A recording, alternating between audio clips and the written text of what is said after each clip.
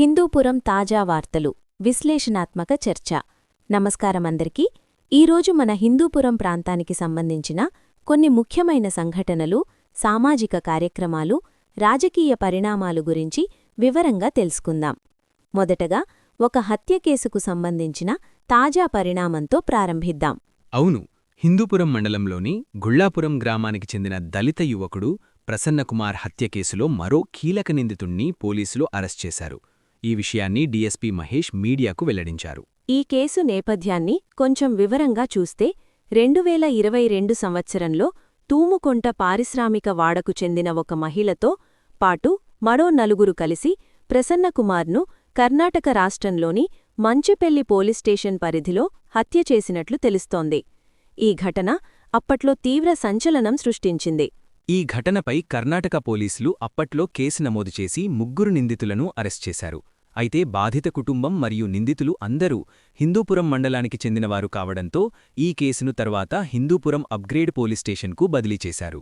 తర్వాత హిందూపురం పోలీసులు కేసును తిరిగి దర్యాప్తు చేపట్టి గత నెలలో మక్కర్ అనే వ్యక్తిని అరెస్టు చేసి కోర్టులో హాజరుపరిచారు. ఇప్పుడు తాజాగా ఒడిషా రాష్ట్రానికి చెందిన మాలిక్ అలియాస్ బోనీ అనే నిందితుడిని పోలీసులు అరెస్టు చేశారు. అవును, బుధవారం ఈ నిందితుణ్ణి అరెస్ట్ చేసి కోర్టులో హాజరుపరిచినట్లు డీఎస్పీ మహేష్ తెలిపారు. ఈ కేసులో ఇంకా కొన్ని విచారణలు కొనసాగుతున్నాయని కూడా పోలీసులు తెలిపారు.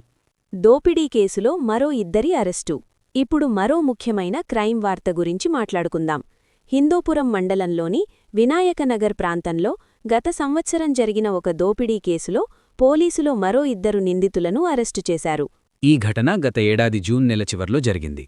వెంకటాద్రి లేఅవుట్లో నివసించే నిత్యనందారెడ్డి ఇంట్లోకి 5 దుండగులు మారణాయుధాలతో చొరబడ్డారు.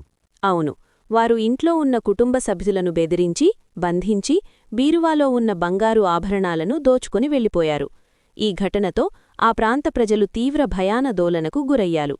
అప్పట్లో పోలీసులు కేసు నమోదు చేసి దర్యాప్తు చేపట్టి ఒక నిందితుణ్ణి అరెస్ట్ చేసి కొన్ని నగలను స్వాధీనం చేసుకున్నారు. అయితే మిగిలిన నిందితులు పరారీలో ఉండటంతో పోలీసులు ప్రత్యేక నిఘా ఏర్పాట్చేశారు. ఇప్పుడు తాజాగా ఉత్తరప్రదేశ్ రాష్ట్రానికి చెందిన పఠాన్ హైదర్ వలీ మరియు ఇమ్రాన్ అలీఖాన్ అనే 2ని పోలీసులు అరెస్టు చేశారు. వారి నుంచి సుమారు 5 తులాల బంగారు ఆభరణాలు స్వాధీనం చేసుకున్నట్లు డీఎస్పీ తెలిపారు. అయితే ఈ కేసులో ఇంకా 2 నిందితులు పరారీలో ఉన్నారని చెప్పారు.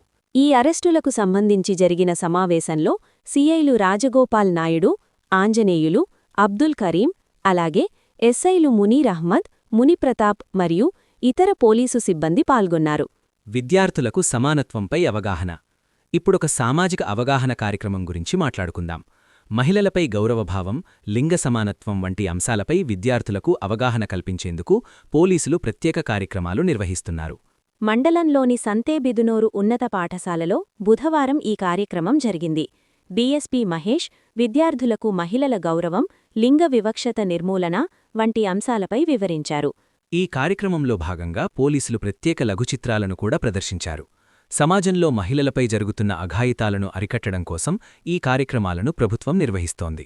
కార్యక్రమం ముగిసిన తర్వాత పాఠశాల ఉపాధ్యాయులు డీఎస్పీ మహేష్ను ఘనంగా సత్కరించారు. తెలుగు యువత అధ్యక్షుడిగా మంజునాథ్. ఇప్పుడొక రాజకీయ వార్త. హిందూపురం నియోజకవర్గంలో తెలుగు యువతకు కొత్త అధ్యక్షుడిని నియమించారు. అవును, పూలకుంట మంజునాథ్ను తెలుగు యువత హిందూపురం నియోజకవర్గ అధ్యక్షుడిగా నియమించారు. ఈ నియామకాన్ని ప్రకటిస్తూ మంజునాథ్ మాట్లాడుతూ పార్టీ ప్రతిపక్షంలో ఉన్నప్పుడు తాను చేసిన పోరాటాన్ని గుర్తించి ఎమ్మెల్యే నందమూరి బాలకృష్ణ ఈ అవకాశం కల్పించారని తెలిపారు. తనపై నమ్మకం ఉంచి ఈ బాధ్యత అప్పగించినందుకు పార్టీ నాయకత్వానికి కృతజ్ఞతలు తెలిపారు. ఇకపై పార్టీ అభివృద్ధికి మరింత కృషి చేస్తానని చెప్పారు. టీనేజ్ ప్రెగ్నెన్సీపై అవగాహన. ఇప్పుడొక ఆరోగ్య అవగాహన కార్యక్రమం గురించి మాట్లాడుకుందాం. టీనేజ్ వయసులో గర్భం దాల్చడం వల్ల కలిగే ప్రమాదాల గురించి విద్యార్థులకు అవగాహన కల్పించారు. మండలంలోని కోనాపురం ప్రభుత్వ పాఠశాలలో అంగన్వాడీ సూపర్వైజర్ లలితమ్మ ఈ కార్యక్రమాన్ని నిర్వహించారు. ఇది బేటీ బచావో, బేటీ పఢావో కార్యక్రమంలో భాగం.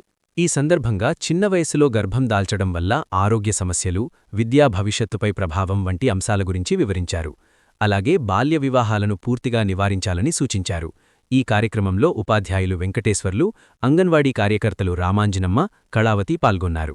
అలాగే సోమందేపల్లి మండల కేంద్రంలో సాయినగర్ అంగన్వాడీ సెంటర్లో కూడా తల్లులకు అవగాహన కార్యక్రమం నిర్వహించారు. సీడీపీఓ సూపర్వైజర్ శుభరాణి మాట్లాడుతూ చిన్న వయసులో గర్భం దాల్చడం వల్ల తల్లి మరియు శిశువుకు ప్రాణాపాయం ఉండే అవకాశాలు ఎక్కువగా ఉంటాయని తెలిపారు. బాల్య వివాహాలు ఎక్కడైనా జరుగుతున్నట్లు తెలిసినప్పుడు వెంటనే 1098కు సమాచారమివ్వాలని సూచించారు. అభివృద్ధి పనులు వేగవంతం. ఇప్పుడు హిందూపురం పట్టణ అభివృద్ధి గురించి మాట్లాడుకుందాం. Municipal chairman DE Ramesh Kumar కాంట్రాక్టర్లకు కీలక సూచనలిచ్చారు.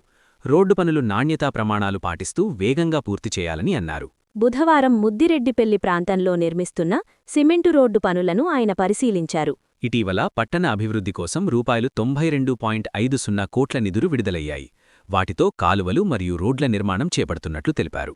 గుడ్డం రంగనాథస్వామి కోనేరు అభివృద్ధి. ఇక చివరిగా ఒక దేవాలయ అభివృద్ధి కార్యక్రమం గురించి. హిందూపురం పట్టణంలోని గుడ్డం రంగనాథస్వామి ఆలయం కోనేరు అభివృద్ధి పనులు ప్రారంభమయ్యాయి. ఈ పనులకు సుమారు 1.50 కోట్ల నిధులు కేటాయించారు. Municipal chairman DE Ramesh Kumar ఈ పనులను పరిశీలించారు. ఈ కార్యక్రమంలో మున్సిపల్ అధికారులు, అర్చకులు, ఎన్జీఓ ఎంప్లాయీస్ సంఘం నాయకులు మరియు స్థానిక పార్టీ నాయకులు పాల్గొన్నారు. ఇవే ఈరోజు హిందూపురం ప్రాంతానికి సంబంధించిన ముఖ్యమైన వార్తలు, సామాజిక కార్యక్రమాలు, అభివృద్ధి కార్యక్రమాలు. ఇలాంటి మరిన్ని ప్రాంతీయ విశ్లేషణలు, ముఖ్య సమాచారం కోసం మాతోనే కొనసాగండి.